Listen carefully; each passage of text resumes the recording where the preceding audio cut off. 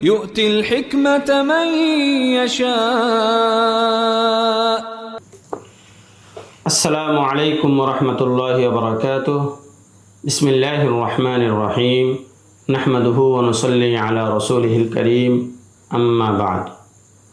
এই দরসে আমরা আলোচনা করব ঐতিহাসিক এবং সময়ের বিবেচনায় রাবিদের স্তর সম্পর্কে। সময় ও কালের বিবেচনায় রাবিদের 12টি স্তর। সাধারণত যখন কোনো ইলমুর রিজালের কিতাবের মধ্যে কোনো রাবির তবকা বর্ণনা করা হয় তখন এই তবকায় উদ্দেশ্য হয়। সর্বপ্রথম এই তবকা উল্লেখ করেছেন হাফেজ ইবনে হাজার আসকালানি রহমতুল্লাহি আলাইহি সেও গ্রন্থ তাকরিবুত তাহজিবের মধ্যে। পরবর্তী উলামায়ে কেরাম তার এই কর্মপন্থারই অনুসরণ করেছেন। তো তারিখ এবং সময়ের বিবেচনায় রাবিদের তবাকাত মোট 12টি। 1 নম্বর তবাকা হলো তবাকাতুস সাহাবা, সাহাবায়ে কেরাম রাদিয়াল্লাহু তাআলা আনহুমদের স্তর। এর মধ্যে সমস্ত সাহাবায়ে কেরাম অন্তর্ভুক্ত। 2 নম্বর তবাকা তবাকাতু কিবারে তাবেঈন, বড় বড় তাবেঈনদের তবাকা। যেমন এই তবকার মধ্যে রয়েছেন হযরত সাঈদ ইবনুল মুসাইয়্যিব রাহিমাহুল্লাহু তাআলা। 3 নম্বর স্তর হলো আত-তাবাকাতুল উসতা মিনাত তাবেঈন, অর্থাৎ মাঝারি তবকার তাবেঈদের স্তর। যেমন হাসান বসরি রহমাতুল্লাহি আলাইহি, মুহাম্মদ ইবনে সিরিন রাহিমাহুল্লাহু তাআলা। 4 নম্বর স্তর হলো 3 নম্বর স্তরের পরের স্তর, যে সকল তাবেঈরা সাহাবায়ে কেরাম থেকে খুব কম পরিমাণে হাদিস বর্ণনা করেছেন আর কিবারে তাবেঈন থেকে বেশি পরিমাণে হাদিস বর্ণনা করেছেন। যেমন ইমাম ইবনে শিহাব জুহরি রহমতুল্লাহি আলাইহি। 5ম তবকা বা স্তর হলো আত-তাবকাতুস সুগরা মিনাত তাবেঈন, তাবেঈদের ছোট স্তর বা তাবেঈদের মধ্য থেকে ছোট তাবেঈদের স্তর।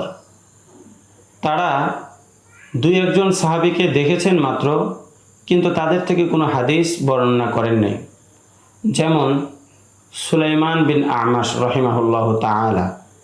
6 নম্বর তবকা বা স্তর হলো আত-তাবকাতুল আখিরাতু মিনাত তাবেঈন, অর্থাৎ তাবেঈদের সর্বশেষ স্তর।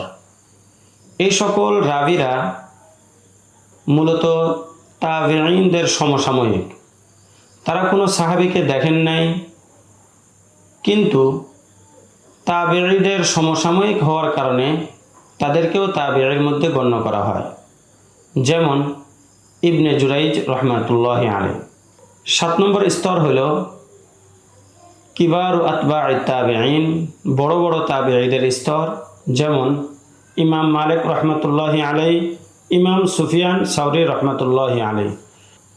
8 নম্বর স্তর হলো আত-তাবাকাতুল উসতা মিন আতবা'আত তাবেঈন, অর্থাৎ তাবেঈদের মধ্যম স্তর।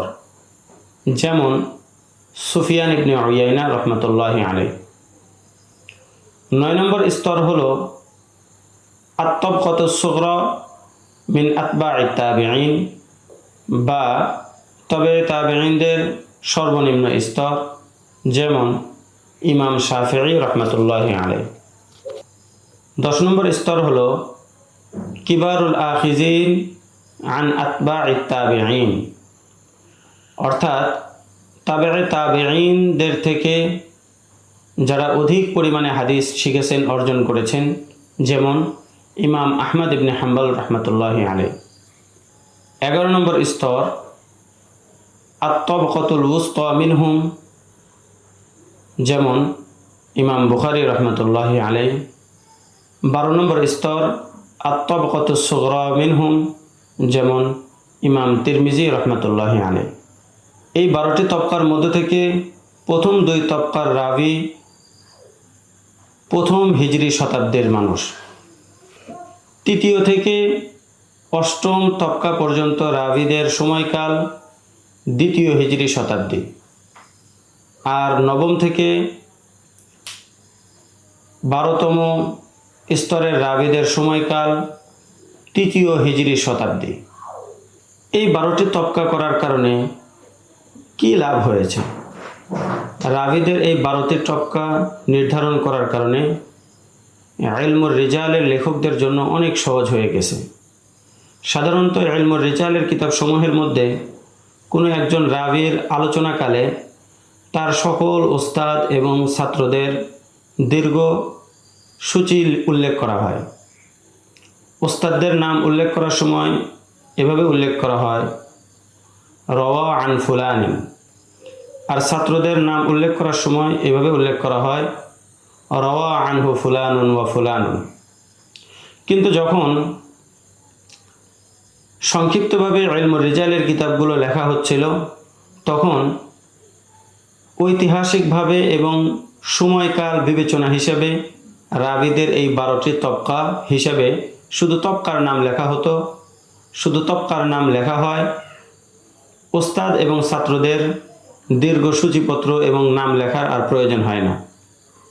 এই কাজটি সর্বপ্রথম করেছেন হাফেজ ইবনে হাজার আসকালানী রহমতুল্লাহি আলাইহি তার তাকরিবুত তাহজিব গ্রন্থে।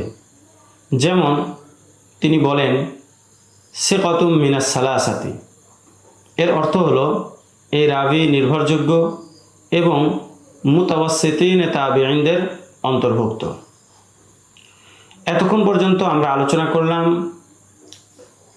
ইতিহাস এবং সময়কাল বিবেচনায় রাবিদের 12টি তবকা সম্পর্কে।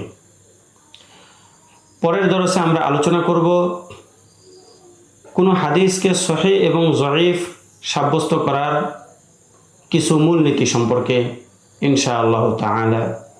আসসালামু আলাইকুম ওয়া রাহমাতুল্লাহি ওয়া বারাকাতুহু। ومن يؤت الحكمة فقد أوتي خيرا كثيرا وما يذكر إلا أولو الألباب